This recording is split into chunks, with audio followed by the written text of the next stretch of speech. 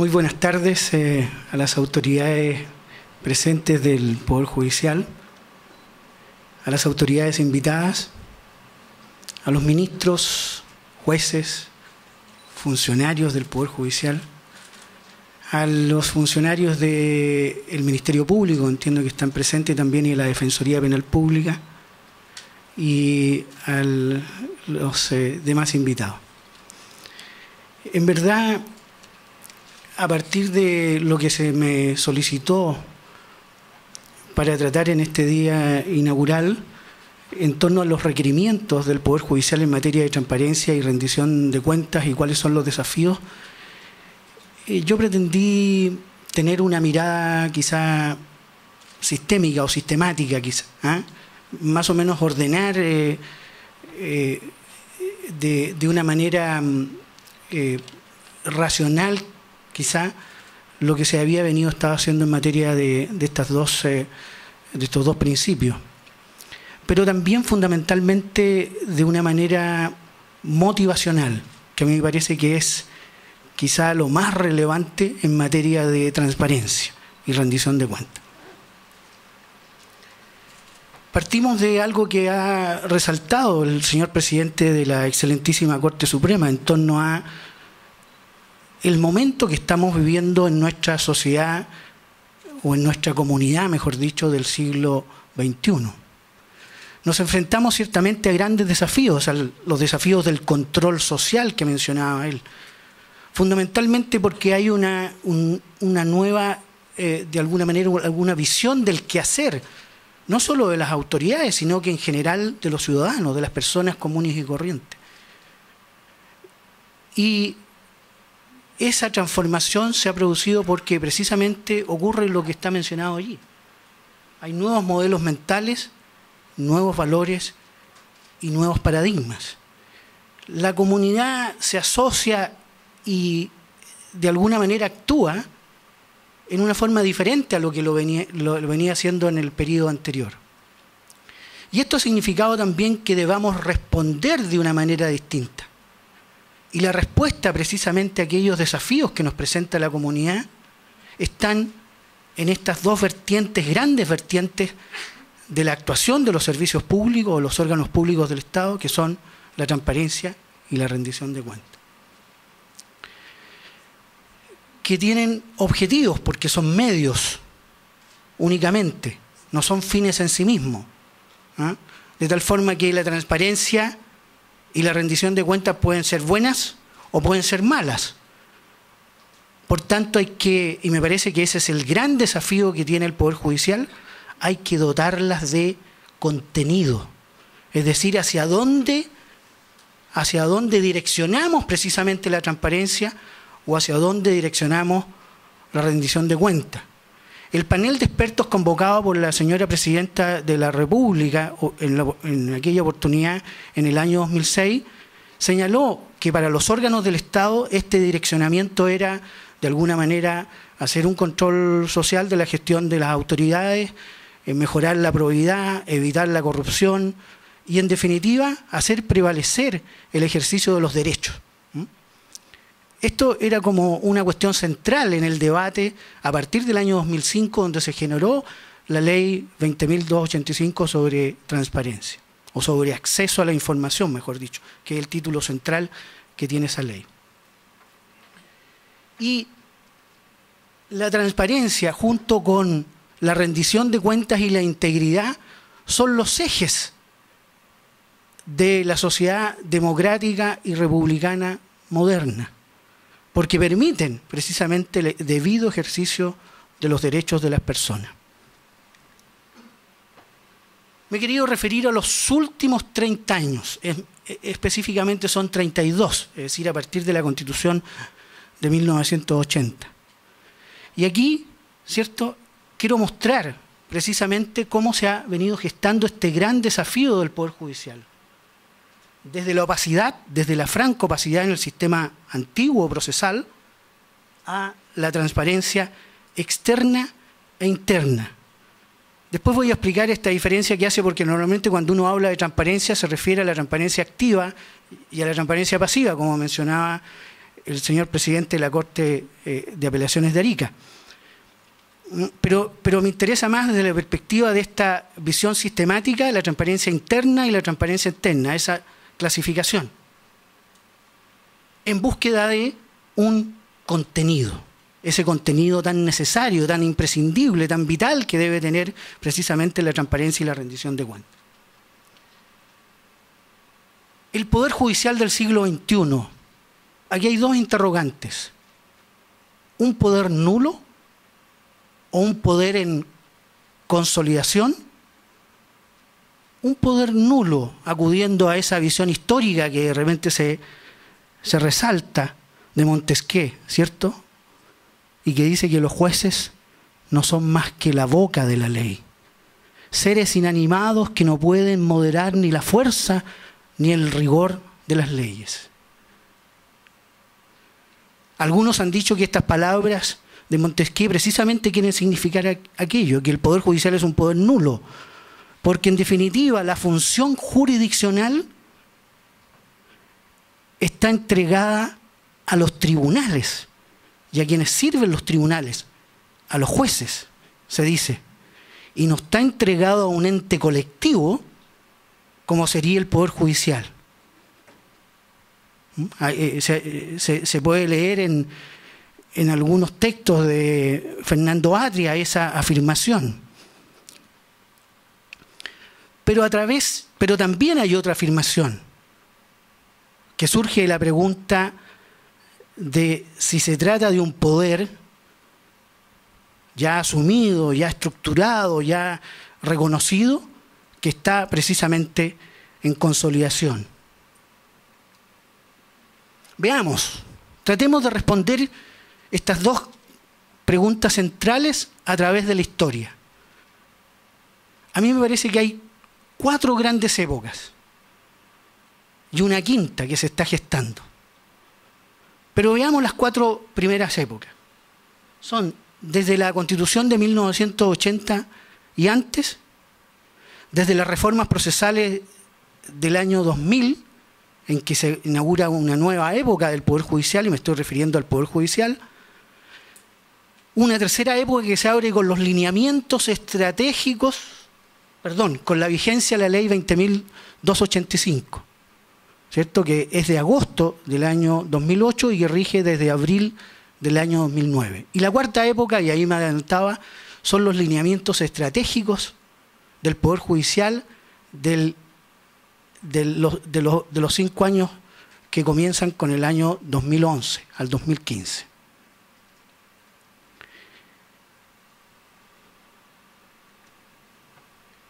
Veamos. Desde la Constitución de 1980 y antes, ciertamente vivíamos con cierta también intensidad, en algunos ámbitos menos, en algunos ámbitos más, lo que podríamos llamar la opacidad, es decir, la información que requería estar a disposición de la ciudadanía o de la comunidad estaba restringida. Y se daban ciertas dicotomías o ciertas contradicciones, en que por una parte, ¿cierto?, el artículo 9 del Código Orgánico de Tribunales señalaba de que los actos, ¿cierto?, del Poder Judicial y los tribunales son públicas, decía, salvo las reservas, las excepciones legales, tal como decía el señor presidente, pero en definitiva la excepción pasaba a ser la regla general en el proceso penal anterior a la reforma, en que el secreto del sumario abarcaba el elemento vital del proceso penal y por lo tanto precisamente allí se producía una gran oscuridad que motivó después las reformas que vinieron a partir del año 2000. El hombre y el muro. Segunda época, desde las reformas procesales del año 2000. Primero la reforma procesal penal, la reforma de familia y la reforma laboral. ¿Cuáles son las características? Juicios orales, públicos y con inmediación. Acceso a un expediente electrónico por vía remota y en forma inmediata. decir, la información absolutamente disponible. Publicación de fallos y resoluciones de toda la naturaleza y de tramitación en los juicios incorporados en un sitio electrónico. No solo las sentencias ejecutoriadas. Y la regla general entonces pasa a ser, sí, ciertamente, la publicidad como un principio en que excepcionalmente y por vía legal únicamente podía negarse el acceso a cierta información. La publicación de la Ley 20.285 en agosto del 2008 nos presenta una característica muy especial y inaugura la tercera época. Distinción entre transparencia activa y pasiva. Activa, la carga que se impone a los órganos del Estado para mantener en forma actualizada y permanente en un sitio electrónico la información de su gestión y de sus integrantes, sin requerimiento alguno, por eso que es activa, es de propia iniciativa del órgano. Transparencia pasiva, que es el derecho que tiene el ciudadano o cada persona para solicitar, acceder y recibir información de los órganos del Estado, con la consecuente obligación de la jefatura del órgano o de la autoridad para entregar esa información. Se habla aquí de que estamos francamente frente a un derecho, estos derechos de tercera generación. Distinción entre los órganos del Estado a quienes se aplica la Ley 20.285, a la administración del Estado, ¿cierto? Que está descrita en lo que es la Ley de Bases Generales de la Administración del Estado, a los órganos constitucionalmente autónomos que están regulados en la propia Constitución, el Banco Central, la Contraloría, el Ministerio Público, el Tribunal Constitucional, la Justicia Electoral, el Tribunal Calificador de Elecciones. Y también, en un tercer nivel, al Poder Legislativo y al Poder Judicial, solo vinculados a transparencia activa, ya se dijo antes. Los demás estamentos están sujetos a transparencia activa y pasiva. La ley también señala un mecanismo de controles, porque para ser eficiente este mecanismo se necesitan precisamente esos controles, y establece un contencioso en dos vertientes, uno general y uno especial. El contencioso general para regular la transparencia activa y pasiva de los órganos de la administración del Estado, y un contencioso especial para regular la transparencia fundamentalmente pasiva de estos 5 órganos que he mencionado que tienen autonomía constitucional. Pero ¿qué pasa en relación al Poder Judicial con la Ley 20.285? En la discusión parlamentaria, en los anales de la historia de forjamiento de la ley, uno se encuentra con la moción de 2 senadores que por la vía de la iniciativa legal promueven esta idea de legislar. Pero lo que se pretendía en esa primera moción era simplemente modificar la ley de bases de administración del Estado, potenciando la aplicación del principio de la publicidad precisamente en ese ámbito. Nunca se pensó, y tuve a la vista la moción, en incorporar al Poder Judicial, al Poder Legislativo y a estos 5 órganos de autonomía constitucional. No estaba en mente de los senadores en aquella época este tema. Recién se viene a plantear a propósito de una invitación que se hizo en la Comisión de Legislación y Justicia del Senado de la Fundación Proacceso en el año 2007, uno de cuyos integrantes actualmente es parte del Consejo para la Transparencia. Y allí se dijo que en el Tratado del Consejo de Europa se incluían obligaciones de transparencia activa respecto de los órganos del Estado, para lograr de alguna manera un cierto equilibrio en relación ¿cierto?, de estos poderes del Estado con órganos de autonomía constitucional y con la administración del Estado, fundamentalmente al interior del Poder Ejecutivo. Y por lo tanto allí se empezó a discutir y la Comisión de Legislación y Justicia del Senado incorporó esta inquietud de la Fundación Proacceso en el debate y la incorporó también en el texto de lo que se estaba forjando allí como ley de transparencia. Con el debate posterior se vio la necesidad de sistematizar las normas de transparencia y por lo tanto surgió el texto que conocemos hoy día, que es un aporte del Parlamento exclusivamente. Esto no viene en el proyecto original. Y se incorporó entonces allí las obligaciones de transparencia activa para el Poder Legislativo y el Poder Judicial. ¿De qué manera? En el artículo 8, en letras de la ley 20.285, esta ley la verdad es que es de difícil estudio, porque tiene cerca de 9 o 10 artículos en letras, escritos en letras, y el primer artículo en letras, el artículo primero de la ley, contiene la ley de transparencia, solo un artículo, la ley de transparencia que se aplica a los órganos de la administración del Estado.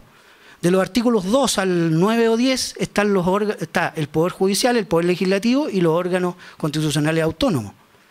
Entonces, cuando se hace aplicable a estos órganos constitucionales autónomos alguna norma del artículo primero, ya entramos, ¿cierto?, en el artículo primero, que vienen los artículos vienen en números. Entonces, por lo tanto, ya se hace intrincado, de alguna manera, la mención a toda esta reglamentación de transparencia. Pero bueno, independientemente de eso, el artículo 8 en letras es el que señala cuál es la obligación para el Poder Judicial y lo remite al artículo 7 en números del artículo 1 en letras. Y allí están estas normas de transparencia activa que hemos visto, en el cual el Poder Judicial se obliga a incorporar en su página web una serie de antecedentes en relación a su gestión y a los antecedentes en relación de sus integrantes. Característica, ya se dijo, obligaciones no sujetas a control, salvo el control ciudadano, el control que puede ser en forma indirecta, pero no hay un control directo de la obligación del Poder Judicial, tanto como el Legislativo, en esta materia de transparencia activa. Ausencia de finalidad específica. Estoy hablando del punto de vista normativo. La ley 20.285 no señala por qué el Poder Judicial tiene que cumplir estas obligaciones de transparencia. No lo indica en ninguna parte. Y además, que he mencionado, son 2 artículos. El artículo 8 en letras y el artículo 7 en número del artículo 1. No hay más. ¿Hacia dónde va la transparencia del Poder Judicial? Con el texto de la ley no lo sabemos.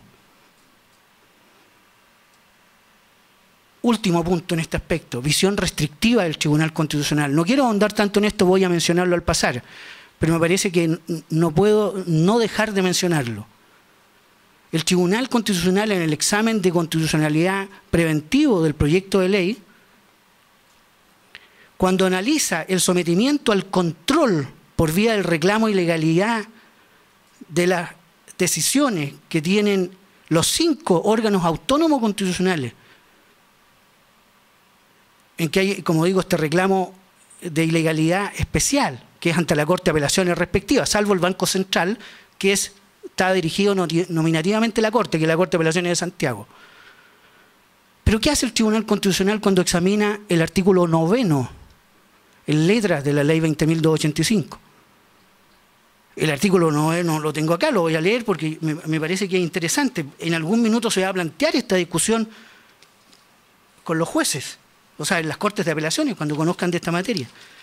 Dice: el Ministerio Público, el Tribunal Constitucional y la Justicia Electoral se rigen por el principio de la transparencia en el ejercicio de la función pública consagrado en el artículo 8 de la Constitución, inciso 1. Inciso 3, me adelanto un poco. Vencido el plazo legal para la entrega de información requerida o denegada la petición de alguna de las causales autorizadas por la ley, el requirente podrá reclamar, se refiere al Ministerio Público, el Tribunal Constitucional y la Justicia Electoral, ante la Corte de Apelaciones respectiva de conformidad con lo dispuesto en los artículos pertinentes que menciona. ¿Qué dice el Tribunal Constitucional? Que cuando el proyecto de ley dice que se aplica a estos tres órganos, este control por vía del reclamo de ilegalidad, se excluye a sí mismo, al propio Tribunal Constitucional y al Tribunal Calificador de Elecciones. Porque dice que va contra su autonomía constitucional y no puede estar no pueden estar sujetos estos órganos a un control de una entidad, dice, ¿cierto?, que es de menor rango dentro de la jerarquía de la Corte Suprema y además no están sujetas a la superintendencia direccional, correccional y económica de la Corte Suprema y por lo tanto vulneraría su autonomía constitucional el hecho de sujetarse al reclamo de ilegalidad. Pero solo respecto de ello, no dice nada respecto del Ministerio Público, del Banco Central y de la Contraloría. Y entonces, y aquí viene lo inédito, a mí me parece un poco, a pesar de que el Tribunal Constitucional ya había utilizado este mismo mecanismo en la ley de agenda corta, aprueba la constitucionalidad bajo el entendido que esta norma no se aplica al Tribunal Constitucional ni al Tribunal Calificador de Elecciones. ¿Qué naturaleza jurídica tiene esta aprobación del Tribunal Constitucional? La verdad es que está en discusión. El Tribunal Constitucional actúa como órgano legislativo, que la ley dice una cosa totalmente distinta. Interpreta la letra de la ley, utiliza una facultad interpretativa o hay una tercera opción. Pero en definitiva no lo sabemos. Es decir, la explicación está en que el Tribunal Constitucional pudo declarar la inconstitucionalidad de la ley, pero la verdad es que eso habría sido un tremendo problema y por lo tanto utilizó este mecanismo especial. Hay un voto disidente de dos miembros del Tribunal Constitucional. Tengo entendido que es Jorge Correa Sutil y Hernán Bodanovich, que dicen que, y esto es interesante, que la autonomía constitucional de estos dos órganos no se ve afectada porque dice que la autarquía que da el texto constitucional no es absoluta y solo protege lo que es la función principal del órgano, la función preferente del órgano, pero no aquellas otras funciones que no son las fundamentales, como son estas de entregar información, que no es la obligación fundamental del Tribunal Constitucional ni del Tribunal Calificador de Elecciones. Y por lo tanto dice someterse al control de un estamento del Poder Judicial o un órgano del Poder Judicial no vulnera su autonomía constitucional. Es interesante. Seguimos. Cuarta época. Y esta a mí me parece que es una de las épocas más relevantes que hay en la historia de la transparencia en nuestro poder del Estado, que son los lineamientos estratégicos del cinquenio o del quinquenio del 2011 al 2015. ¿Por qué es tan importante? Porque podemos saber hacia dónde se dirige estas obligaciones de transparencia. Podemos tener un norte. Y este norte se nos da a través de lo que es la misión y la visión. Yo incorporaría un tercer elemento, que es la convicción. Ya voy a explicar de qué manera podría incorporarse este elemento. La misión, esto es el desafío actual en que está el Poder Judicial. ¿Cuál es este? Dice el texto de los lineamientos estratégicos, es entregar justicia de calidad para la plena vigencia de los derechos de las personas. ¿Dónde está esto? No solo está en el artículo 76, que se refiere a la facultad de juzgar, conocer y hacer ejecutado, el artículo 76 de la Constitución, que es conocer, juzgar y hacer ejecutar lo juzgado, que se entrega a los tribunales de justicia, sino que está en el 19, número 3 de la propia Constitución, en cuanto al justo y racional proceso. Es decir, tutela judicial no cualquier tutela judicial, sino que una tutela judicial efectiva. Ya vamos a ver enseguida qué significa eso. Y unimos esto al artículo 1, inciso 3 de la Constitución, que dice que el Estado y sus órganos están al servicio de la persona humana. Y su función es contribuir al bien común. Allí, de alguna manera, está esta justicia de calidad eficiente, sinónimo de la justicia, de la tutela judicial efectiva. Eficiencia, que son los componentes de esta justicia de calidad o excelencia. Eficiencia, buen uso de los recursos. Eficacia, la mejor decisión al caso concreto. Y efectividad, que es más que la decisión al caso concreto, que es seguridad jurídica, paz social, equilibrio social, bien común, en la perspectiva del artículo 1 de la Constitución. Visión. ¿Cómo se proyecta el Poder Judicial hacia el futuro? ¿Qué quiere el Poder Judicial?